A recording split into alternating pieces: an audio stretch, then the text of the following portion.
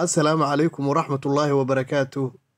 السلام عليكم ورحمة الله وبركاته. daawadayaal ku soo dhawaada barnaamijkeennii diblomaasi. sarkaal sare oo ka mid ah ciidamada ka barbar dagaalama kuwa Ruushka ah ee sida gaarka loo leeyahay laguna magacaabo Wagner Group ayaa sheegay inay gebi ahaanba hareereeyeen tuuladii Bakhmut. waxa uu warbaahinta ula hadlay si toos ah iyadoo haatan halkaa ka arki kartaan muuqaalkii tuulada Bakhmut.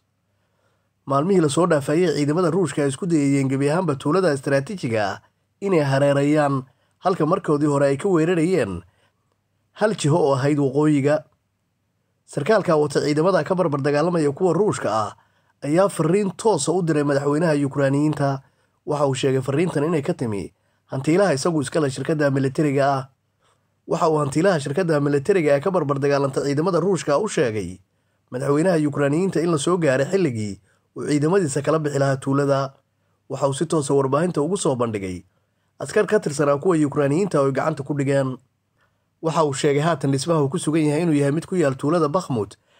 saacadaha soo socdana ay gebi ahaanba layn doonaan ciidamadooda haddii aanu madaxweynaha Ukrainiyiin ku amrin inay ka baxaan.